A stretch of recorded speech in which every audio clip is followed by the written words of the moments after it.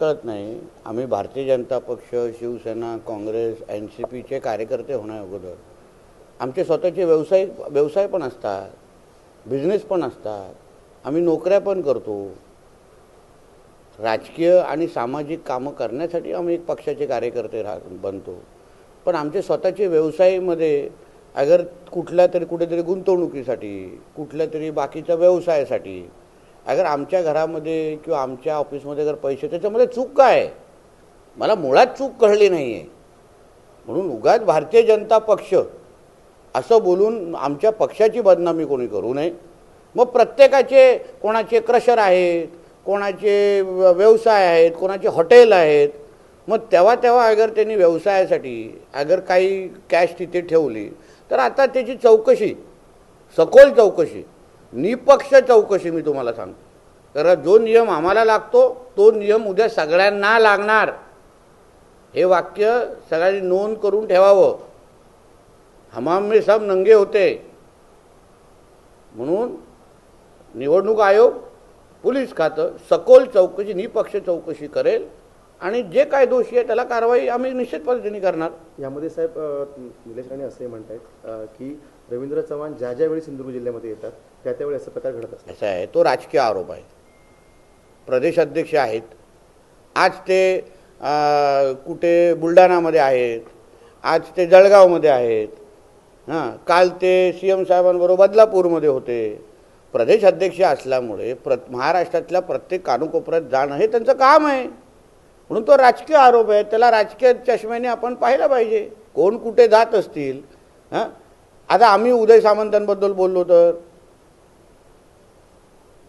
तेव्हा अगर आम्ही अशा पद्धतीचा धिंगाणा घातला तर बोला. हां साहेब, शरद पवार असं म्हणतात की कामावर नाही पैशावर मतं मागितली जातात. असं आहे. आदरणीय पवार साहेबांच्या प्रश्नावर किंवा स्टेटमेंटवर उत्तर देणं एवढा मी काय मोठा नाही. रवींद्र चव्हाण काल असं म्हणाले होते की जो निर्णय झाला, युतीबाबतचा जो निर्णय होणार होता तो प्रदेशवरून झाला नाही, तो स्थानिक लेवलच्या बॉडीने जो निर्णय ठरवला. बघा, ती भारतीय जनता पक्षाची प्रक्रियाच आहे. तुम्ही कधीतरी आमच्या कार्यालयामध्ये या. आम्ही जसा भारतीय जनता पक्ष समजून घेतलेला आहे तसं आमच्या पत्रकार मित्रांना सांगेन, तुम्ही पण समजून घ्या.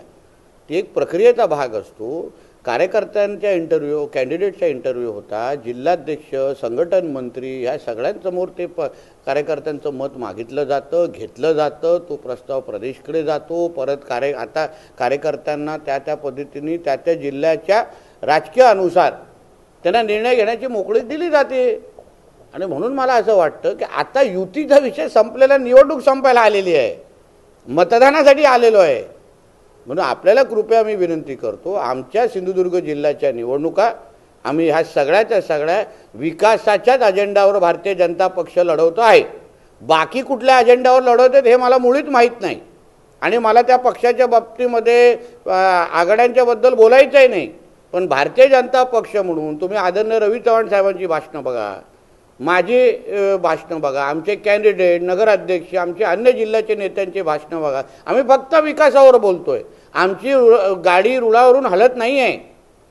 बाकी कितीही प्रयत्न करत असतील की आमची गाडी दुसऱ्या रुळावर जाईल, आम्ही एकच रुळावर आहे की सिंधुदुर्गचा मतदार हाच भारतीय जनता पक्षाचा केंद्रबिंदू आहे. आम्ही निवडणुकीत त्यांच्यासाठीच लढवतो, जेणेकरून मतदारांचा विकास, मतदारांचं भविष्य यासाठीच आम्ही भारतीय जनता पक्ष म्हणून आम्ही निवडणूक लढवतोय.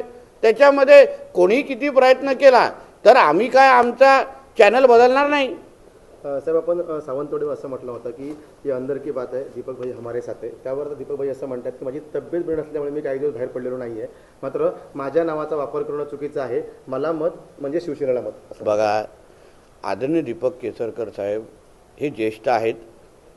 त्यांच्या तब्येत असो, त्यांच्या ह्या आरोग्याबाबतीमध्ये आम्हाला सगळेच आम्ही म्हणजे त्यांच्याबद्दल वारंवार आम्ही विचारपूस करतो.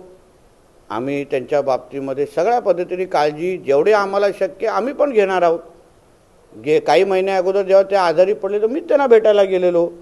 त्याचा आणि आजारपणाचा आणि निवडणुकीचा काही संबंधच नाही आहे, काहीच संबंध नाही आहे. आणि म्हणून त्यांनी बोलावं ना की राजघराण्याशी माझा काही संबंध नाही, राजघराण्याचे जे उमेदवार आहेत त्यांच्याशी माझा काही संबंध नाही. एकदा केसरकर साहेबांनी बोलले तर आपल्यालाही कळेल. केसरकर साहेबांचं मन किती मोठं आहे हे आम्हाला माहिती आहे. आणि राजघराण्याबद्दल तर त्या भावनिक आहेत, हळवे आहेत एकदम. म्हणून त्या विचारांनी, त्या अधिकारवाण्यानी ते निश्चित पद्धतीने राजघराण्यातल्या व्यक्तीला आशीर्वाद देतील या व्यक्तीवर मी आजही ठाम आहे. सर, निलेश राणे युती न झाल्यामुळे मित्रपक्षावर आरोप करत आहेत. मी तुम्हाला परत बोलतो, निवडणुकीचं मतदानाची तारीख यायला लागली, तुम्ही काय तुमचा मूड बदलायला तयार नाही आहे. आता युतीची आघाडीची चर्चा करण्याची एक वेळ होती, ती वेळ निघून गेलेली. आम्ही सगळे प्रचाराला लागलेलो आहे. प्रचाराचा अंतिम टप्पा 30 तारीख आता जवळ यायला लागलेली आहे. आपल्यालाही विनंती करतो, चला आपण विकासाबद्दल चर्चा करू. मी ज्या शहरात, गावात, वॉर्डामध्ये राहतो तिकडचा नगरसेवक कसा असेल, तिकडचा नगराध्यक्ष कसा असेल, पत्रकार होण्याच्या अगोदर आपण सिंधुदुर्गाचे नागरिक पण आहोत, या बाबतीमध्ये विचार करा आणि निवडणुकीकडे त्या दृष्टिकोनातून पहा.